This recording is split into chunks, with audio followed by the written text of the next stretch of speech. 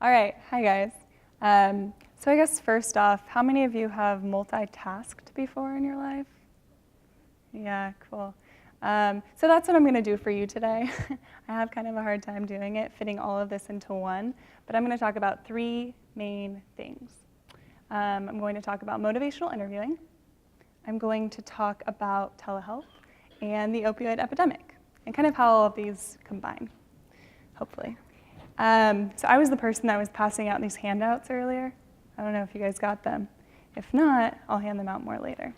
Trying to get you guys to be interactive as well. That's always fun. Okay, where's the clicker? There we go. So I work for a company called Q Consult. We put together patient-centered interventions within mostly healthcare settings to engage patient engagement and patient activation. And namely, we use motivational interviewing. So that's where I'll start today.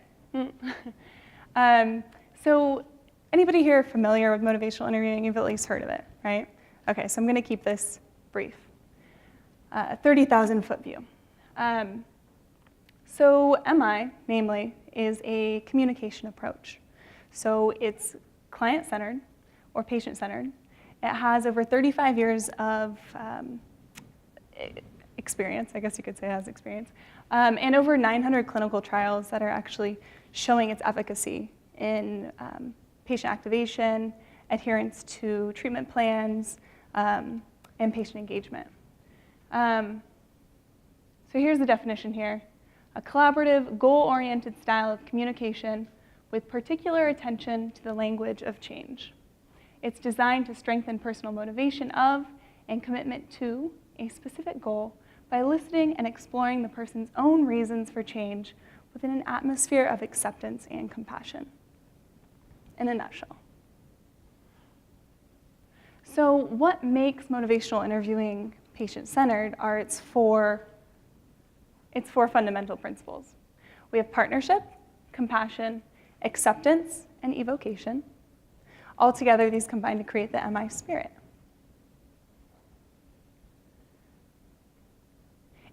I'll go back. MI actually had its start in addiction counseling, and is still a gold standard for communication in addiction counseling today, but it has been expanded to work in the healthcare setting, which is mostly where we work, but it comes in intersection quite often. Let me go back again. There is a ton of research based on this, and I want to share this with you and emphasize that what makes MI a different sort of communication approach is that it is evidence-based. I have a ton of research. If you guys want some extra meta-analysis reading, happy to share. I'm your girl. Just for a quick comparison, let's talk about, let me paint a picture for you. If there's a patient that comes into a clinic, chronic back pain, maybe it's new. She's looking for an easy solution. There's a conversation that can go one of two ways. With a traditional approach, you might have your PCP saying something like, 75% of opioid addicts start with prescription medication. I think it would be best if instead of using opioids at this point, we just have you wait it out, and if your pain doesn't stop or improve, we send you to PT. In a patient-centered approach, to sort of get this same information across, we might actually hear something more like, you may already know about risks associated with using opioids to manage your pain. Would it be helpful for you if before making a decision about how we manage your pain, we explore some of those risks and perhaps talk about options? Right, so one tends to be a little bit more collaborative with the patient. This is a way to engage the patient in a conversation that they're more likely to be activated in. That's sort of the whole point of MI. So the challenge here that we're faced with, and this is sort of where telehealth starts to come into play, is that it's a complex skill set. It's not something that we can go to a lunch session on or have a one-and-done training on, at least not to the extent where you're going to take those skills and you're going to be able to apply them in a clinical setting. So it can be really difficult when you are trying to teach or you are yourself a learner when you're busy, when you are scattered all over the place. You're going to different clinics all the time, or maybe you're working with a team who are scattered geographically across the state or across the nation. Maybe you're stretched too thin. You have a lot on your plate. And for this same reason, a lot of providers that we work with are disinclined to go to multiple trainings. So we talk about this not being a one and done training, but how do we fit it in? Also difficult when you're already dealing with complex scenarios like what we're talking about today with addiction, with mental health, with chronic pain, all these behavioral health issues. So the solution that we have brought to light, or that we've been focusing on really with our motivational interviewing training specifically, are telehealth options. So I'm going to talk to you about a few of those. First, e-learning programs. So those of you that know something about MI may have at one point or another attended a one-day workshop or maybe a two-day workshop as sort of an initiation training. We do provide those. We also have developed an e-learning program. In our pilot studies, which actually I have a poster presentation on tomorrow, we actually saw that our e-learning programs outperformed a lot of our on-site workshops. So in terms of building skill proficiency in our providers. Another intervention is skill building by telephone.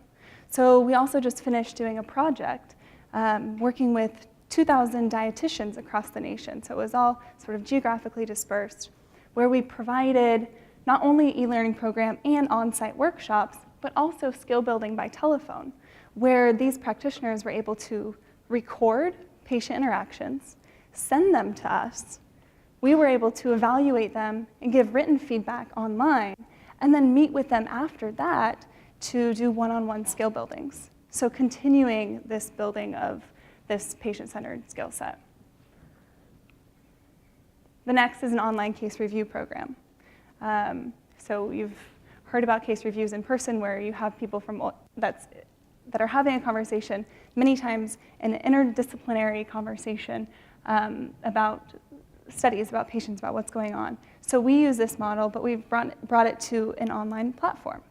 So you're able to have these collaborative, asynchronistic, facilitated conversations, but online with the help of a moderator, so that they come in, provide more feedback as well.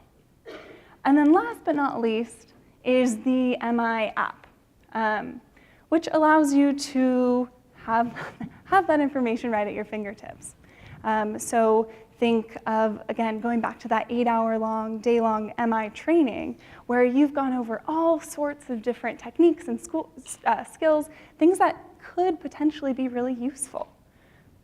But it's not worth anything if you can't remember it or you can't apply it. So with something like an MI app, where you can go back and you can review what you had already learned and remind yourself how to use it in a clinical setting, this is where this comes in handy. So with this slide, tying it back into sort of where motivational interviewing or where this telehealth teaching of MI comes into play in this opioid epidemic setting, many of you may already know, we may have even touched on this already, but 75%, according to NIDA, 75% of people abusing opioids reported that their first use was of a prescription drug. So I use this stat as to say that providers and physicians are definitely a huge part of our solution, but they need to have the communication approach skills in order to be effective in that solution. So this is where the activity comes in. You guys are going to love me for this, I can already tell. You're all spread out everywhere. What we're going to do is actually use this handout as if it were the app. Okay? So this handout that I've given several of you has all of the information on it, and not any that is not included in the MI app. So what I'd love for you guys to do is get together with people around you and actually try to use this technique. I'm not going to explain to you what the technique is, because I want you to be that uninitiated learner, That person that maybe you had the workshop weeks ago and you want to come back in and you're going, oh, what was the EPE, elicit, provide, what? So I want you to take this and read it and try it out. So we can use the same sort of scenario that I described before, where a patient comes into the doctor's office and she has back pain and she's desperate. She's like, oh, this has never happened before. I was gardening and I hurt my back and I just want it to end. Like, give me something for that, right? So we want to use this skill to practice responding in that scenario. So I will go ahead and pass out extra handouts if people that don't have them. But I'm going to give you, 4 minutes, 4 or 5 minutes to practice. And I'm going to turn off this mic and walk around and actually see if you guys have any questions and see how you're using this skill. And then we'll come back together and talk about it. Cool?